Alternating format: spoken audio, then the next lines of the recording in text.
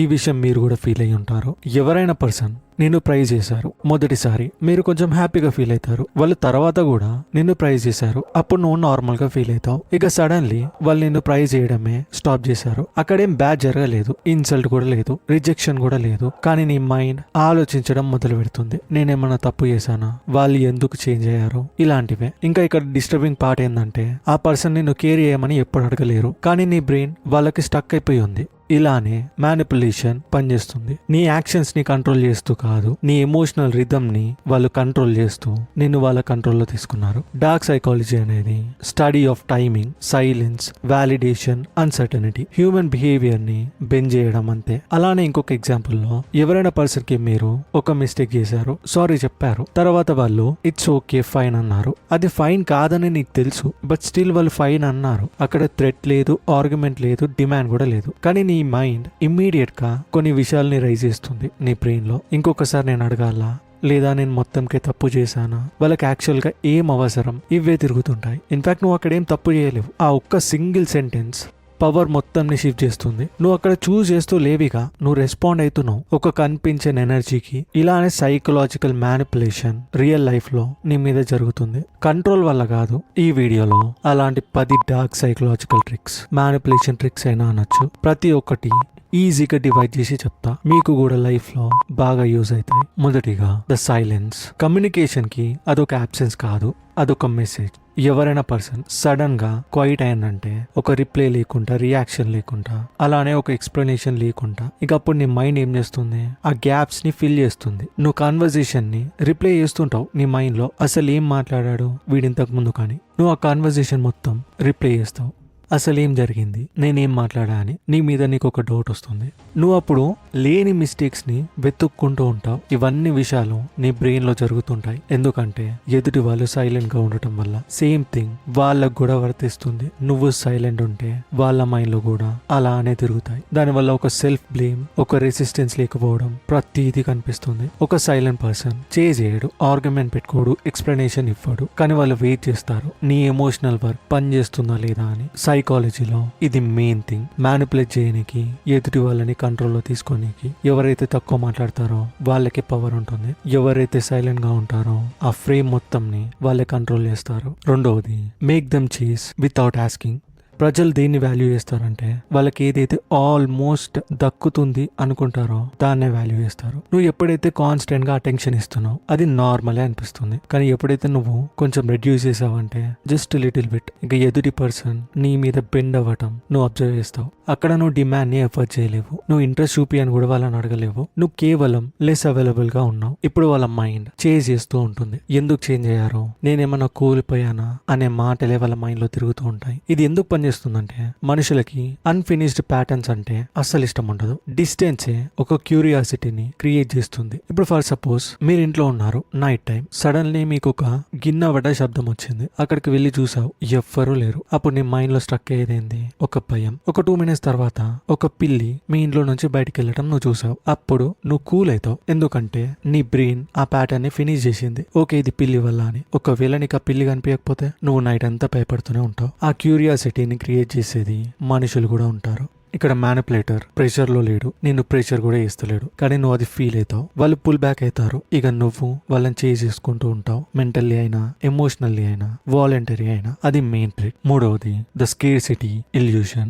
ఏదైనా అన్లిమిటెడ్ గా ఉందనుకోండి, మనం చేసే విషయం ఏంది, దాన్ని డిలే చేయడం. ఏదైతే రేర్ గా ఉంటుందో దానికోసం మనం పరిగెడతాం. అది సింపుల్, మనుషుల నేచర్ అదే. వస్తువుల కోసమే కాదు, ఇక్కడ మనుషులు కూడా సేమ్ మెంటాలిటీని ఫాలో అవుతారు. ఇప్పుడు నువ్వు ప్రతిసారి అందరికి రీచబుల్ గానే ఉంటే వాళ్ళు నిన్ను గ్రాంటెడ్ గా తీసుకుంటారు, కానీ నువ్వు ఎప్పుడైతే బిజీగా, సెలెక్టివ్ గా, యాక్సెస్ చేయడానికి హార్డ్ గా ఉంటావో అప్పుడు నీ వాల్యూ పెరుగుతుంది. సేమ్ గోల్డ్ లాగానే అది లిమిటెడ్ కాబట్టి దాని ధర పెరుగుతూనే ఉంటుంది. స్కేర్సిటీ పని చేస్తుంది, బ్రెయిన్ కన్ఫ్యూజ్ అవుతుంది. తక్కువ యాక్సెస్ ఉందంటే అది హయ్యర్ వర్తే, అది ఎటువంటి పదార్థమైనా కానీ. అది తక్కువ ఉందంటే దాని వాల్యూ ఎక్కువ ఉన్నట్టే.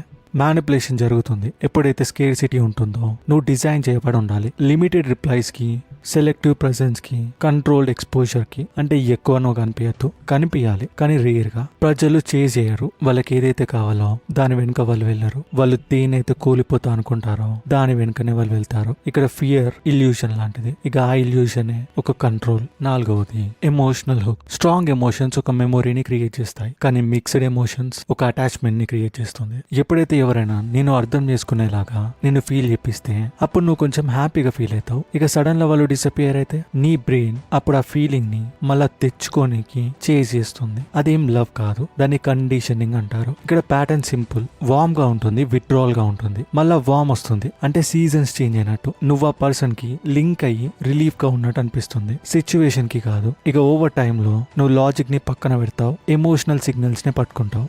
మ్యానిపులేటర్ ఎప్పుడు కూడా కైండ్ గా, కోల్డ్ గా ఉండరు. వాళ్ళు ఆల్టర్నేట్ గానే ఉంటారు. అన్ప్రిడిక్టబుల్ గా ఉంటారు కదా, వాళ్ళకే ప్రజలు ఎక్కువ హుక్ అవుతారు నెక్స్ట్ ఎమోషనల్ రివార్డ్ కోసం. అలానే కంట్రోలింగ్ అనేది కనెక్షన్ లోపట దాచుకొని ఉంటుంది. 5వది మిర్రర్ దెమ్ ఓన్ దెమ్. ప్రజలు నమ్మేది ఏదైతే ఫెమిలియర్ గా ఉంటుందో దాన్నే. ఎప్పుడైతే ఎవరైనా నీ టోన్ ని స్లోగా కాపీ చేశారంటే, అంటే నీ మాటలనైనా, నీ ఆప్షన్స్ నైనా, నీ బాడీ లాంగ్వేజ్ నైనా, నీ బ్రెయిన్ నీకు తెలియకుండానే వాటిని చదువుతుంది సేమ్ సైడ్ లాగా. అది న్యాచురల్ గా అనిపిస్తుంది, కంఫర్టబుల్ గా అనిపిస్తుంది. కానీ మిర్రరింగ్ అనేది అరేంజ్మెంట్ కాదు, అది అలైన్మెంట్ వితౌట్ కమిట్మెంట్. ఒక్కసారి ట్రస్ట్ బిల్డ్ అయిందంటే ఇన్ఫ్లుయెన్స్ ఫాలో అవుతుంది. నువ్వు ఓపెన్ అప్ అవుతావు, నీ గార్డ్ని నువ్వు కింద పెడతావు, నువ్వు వినటం కూడా క్లియర్ గా వింటావు, వాళ్ళు చెప్పే ప్రతి మాటను కూడా. ఇక్కడ మ్యానిపులేటర్ నిన్ను లీడ్ చేయడు, ఫస్ట్ నిన్ను రిఫ్లెక్ట్ చేస్తాడు ఒక అద్దం లాగా. ఇంకా నువ్వు ఎప్పుడైతే కంఫర్టబుల్ గా ఉంటావో వాళ్ళు స్టార్ట్ చేస్తారు నిన్ను వాళ్ళ డైరెక్షన్ లో తీసుకోనీకి. అలానే ఫెమిలియారిటీ ఒక ఇన్ఫ్లుయెన్స్ లాగా మారుతుంది నిన్ను కంట్రోల్ చేయడానికి. 6వది the power of strategic weakness. Strength distance ని క్రియేట్ చేస్తుంది, వీక్నెస్ కనెక్షన్ ని క్రియేట్ చేస్తుంది. ఎప్పుడైతే కొందరు కొంత మాత్రమే రివీల్ చేస్తారు, ఫ్లో ని కూడా కొంచెం కంట్రోల్ చేస్తారు, కానీ నువ్వు వాళ్ళకి క్లోజర్ గా ఉంటావు, అయినా కానీ నువ్వు వాళ్ళని ట్రస్ట్ చేస్తావు.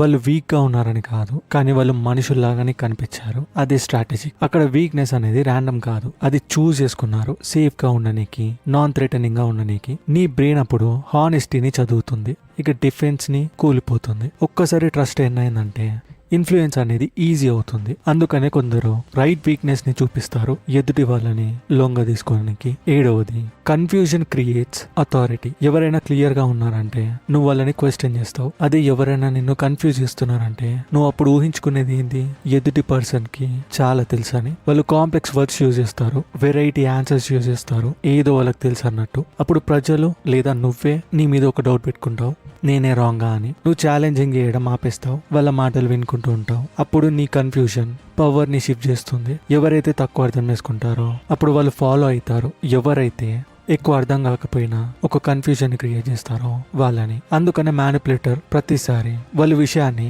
అన్క్లియర్ గా పెడతారు, ఎందుకంటే నువ్వు వాళ్ళ మీద డిపెండ్ అవుతావు ఒక క్లారిటీ కోసం. అప్పుడు నీ మైండ్ లాస్ట్ ఫీలింగ్ లో ఉంటుంది, ఒక గైడ్ కోసం వెతుకుతుంది. ఇక అలానే కన్ఫ్యూజన్ ఒక అథారిటీని క్రియేట్ చేస్తుంది. 8వది డిలేడ్ రివార్డ్ మ్యానిపులేషన్. ఎప్పుడైతే రివార్డ్ ఇన్స్టాంట్ గా వస్తుందో నీ ఇంపాక్ట్ ని నువ్వు లూజ్ అవుతావు, కానీ ఎప్పుడైతే వాళ్ళు డిలే చేస్తారో అప్పుడు నువ్వు ఒక పవర్ ని పెంచుకుంటావు. ఇప్పుడు ఒకవేళ నిన్ను ఎదుటి వాళ్ళు అప్రిషియేట్ చేస్తూనే ఉన్నారు, ప్రతిసారి కాకపోయినా ఎప్పటికీ కాకపోయినా, కానీ నువ్వు వర్క్ చేస్తూనే ఉంటావు, కానీ నీ హార్డ్ వర్క్ ని నువ్వు చూపిస్తూనే ఉంటావు. నువ్వు ఆలోచించేది ఏంది, నాకు ఆ రివార్డ్ కావాలంటే నేను ఇంకెంత కష్టపడాలని.